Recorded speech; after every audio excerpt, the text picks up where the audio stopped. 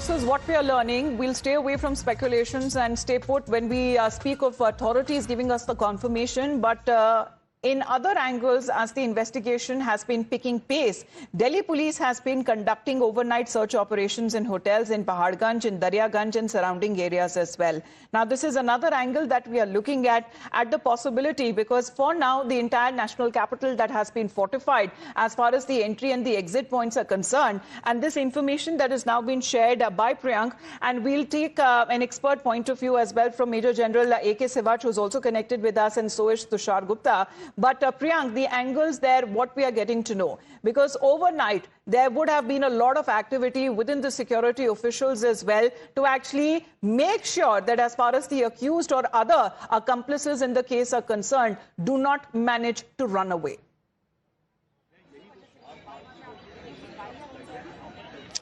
See, Amita, so far as my sources are concerned, this appears to be a desperate act by the Jaish-e-Mohammed because of the kind of searches which was being carried out in multi-location raid by the Jammu and Kashmir police and the Haryana police, which led to hundreds of, quantity of explosive which was recovered by them. 8 individuals were arrested, and this 9th person was certainly looking for the possibility to carry out further attack. What we have also got to know that this particular left from Faridabad and it crossed Badrpur border and it reached to the parking area here at Lal Killa, where the vehicle got parked around 3:19 and around 6:48 the vehicle came out, and around 6:55 the blast happened. But one more thing is quite clear, that the pattern of Jaish-e-Mohammed can also be seen in the 3-month time interval period, because after Paharganj attack, then the terrorists wanted to carry out another attack. When Operation Mahadev happened, they were coming down from the hill, and it was very difficult for the security forces to hunt them down till the time they could have changed the location.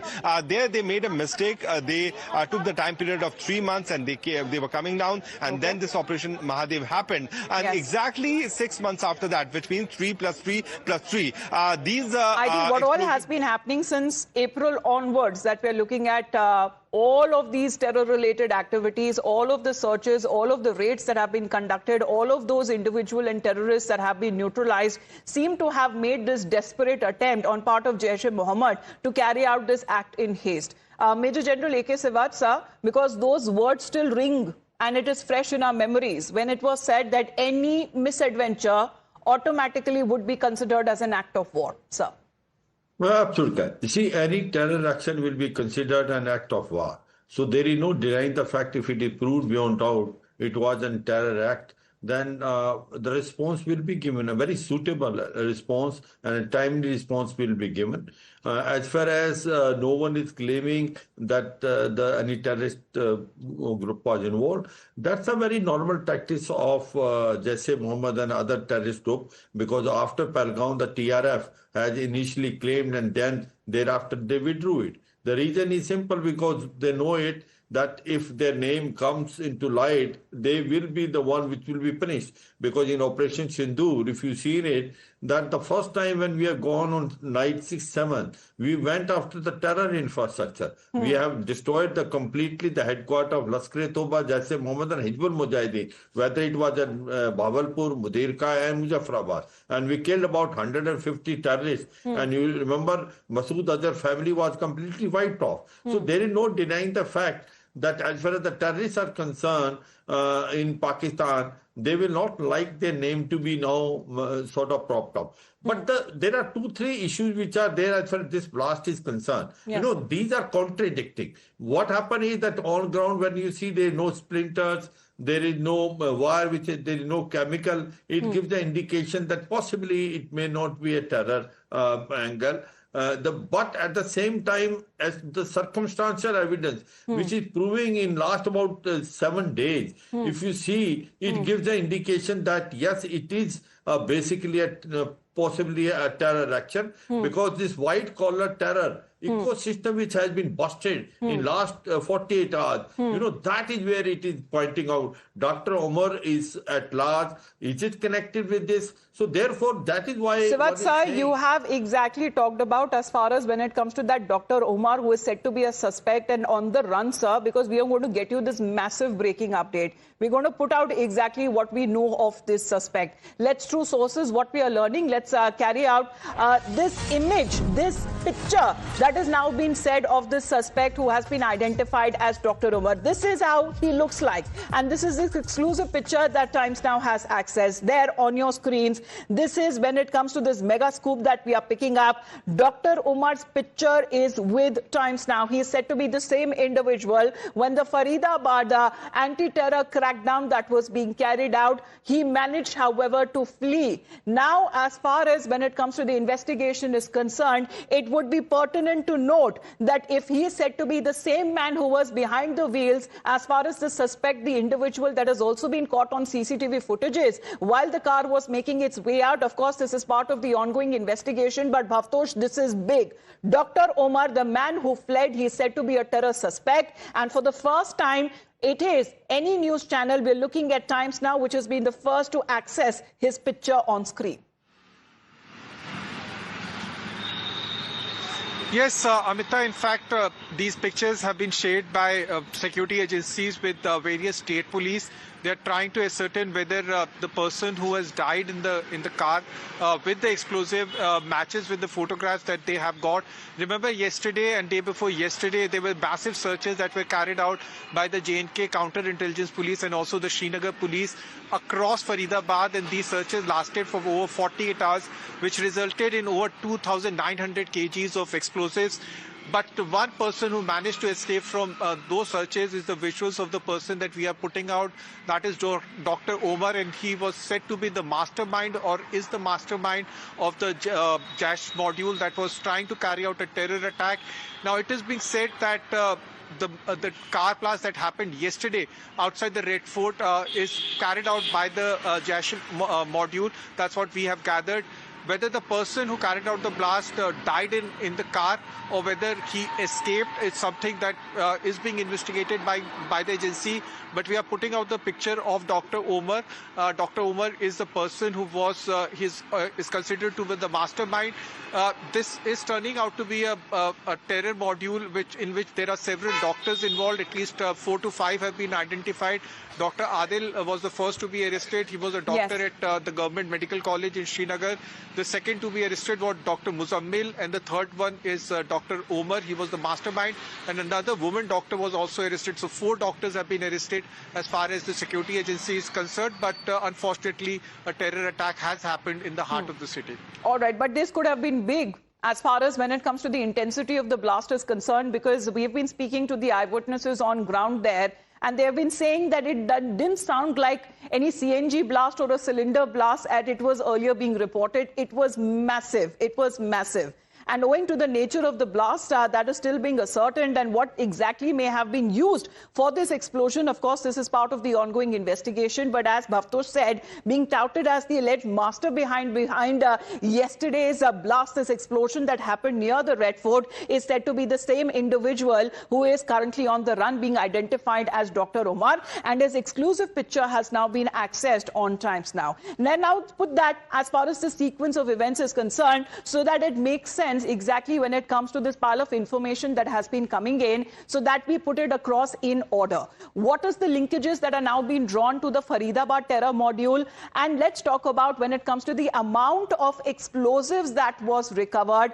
What is now being said? At least 360 kgs of these explosives. It is suspected to be, however, ammonium nitrate. Now, this is not just that. We are looking at nearly war-like ammunition that has also been recovered. That includes 1 assault rifle, 3 magazines, and at least 83 live rounds as well. Also, when we talk of this huge cache of arms and ammunition, that also includes 1 pistol, 8 live rounds, 2 empty cartridges, 2 magazines. What is also being said amongst those recoveries are 8 large suitcases and 4 small suitcases. There are 20 timers with batteries, 24 remotes that has been also recovered, and 5 kgs of heavy metals. Also, when when we talk of the equipments that have now been recovered, this is through graphic representation that we are trying to tell you exactly what the recoveries look like. There have been walkie-talkies as well that have been seized that could actually set electric wiring as well. So this is when we are taking a look at the seizures that have now been taking place.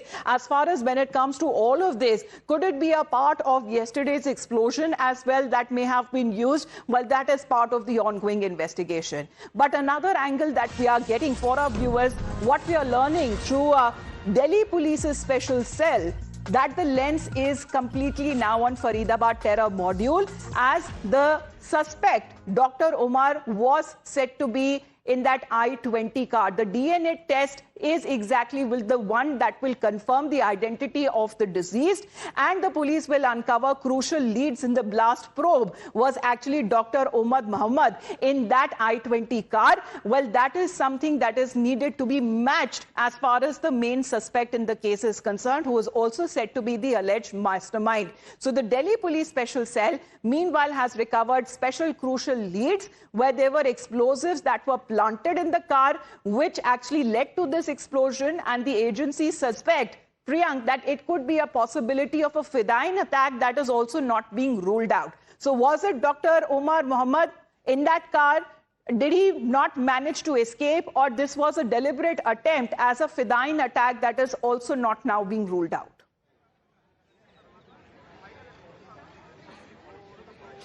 Yes, certainly, Amita. Multiple things are being taken into consideration because yesterday, major tragedy was also averted and casualty was also averted because the Red Fort was closed, and these terrorists were not aware about the fact that on Monday the Red Fort could be closed. So what could have been the possible reason because of which the suspect came to the parking area towards the Red Fort side, and then he waited for 3 long hours before he could actually carry out this particular blast? Is certainly something which is known for the agencies. On the other side, we have seen that on the top of this Jain temple, there have been remains of the body which has been also found by the FSL team because of the impact of the blast. The bodies flew, parts of the body flung in the air, and it reached on the top of this particular area.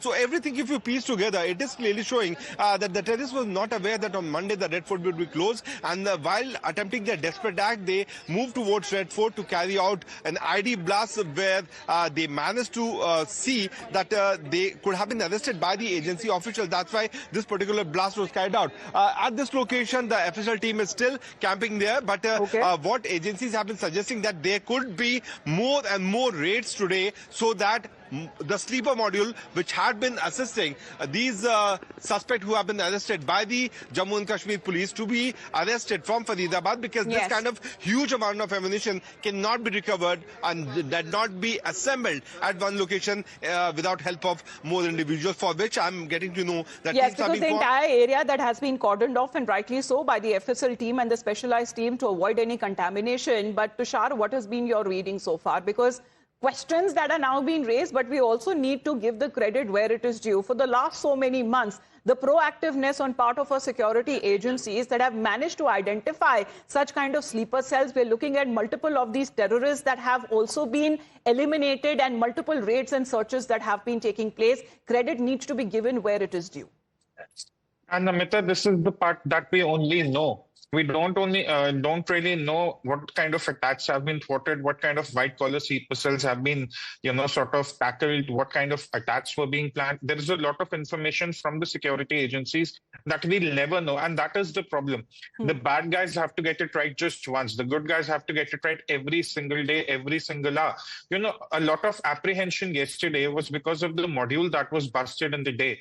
The kind of ammunition that was found, you've been just putting that out on the screen. You were explaining it also. You go back to 2008, the Mumbai terror attack, and it reminds you of that. Was something like that being planned in the national capital? We know there's a lot of stuff being going on in Pakistan as well. We saw how Operation Sindoor really unfolded in the months of May and June. So there's a lot of questions, a lot of dots to be connected here.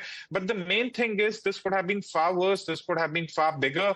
Correct. We don't know what the terrorists were really planning. The FIR has been registered in the section 16 and 18 of the UAPA. So that also tells the story. But I think today, the forensic investigation must have concluded by now, or it will be in the concluding stages. We'll know the kind of the residues that have been found on the blast site. We'll know the kind of debris that have been formed. If it indeed was a CNG or LPG blast, you'll also have some organics, volatile matter that would be found on the spot. So all that we'll know later in the day. Yes. But for now, I think we have to, you're very right in saying that we have to create the security agencies because they have a thankless job to do. Absolutely, because this is all part of the bigger investigation, and ever since this blast that has been reported, we know that the kind of alertness that are security agencies that have been working non-stop and round the clock. But as far as the information that suggests on part of the security officials, let's put that in focus as well, as Priyank is getting us this information through sources. Over 200 policemen have been deployed rather to just examine the CCTV footage, and the lens is now on the Badarpur border to Red Fort route as far as the CCTV footages that are now being examined. Imagine the volume of the CCTV and hours of CCTV that needs to be examined. And at least what is now being said, Priyank, what are you getting the details of? At least 13 individuals that are said to be under scanner, and detailed analysis of this very same CCTV footages that would be for several hours, and exactly tracking the movement of the car from where it began to where it ended, to how long was it there in the parking lot, to that very moment that it moved out of it. Every single aspect, every single second is now being looked into. We'll get you more of that exclusive angles now lined up. Exactly when we take a look in a short while from now, we're looking at this big high-level meeting that will be chaired by the Union Home Minister. That will also be taking place. So keeping an eye out on all the developments back after a short break.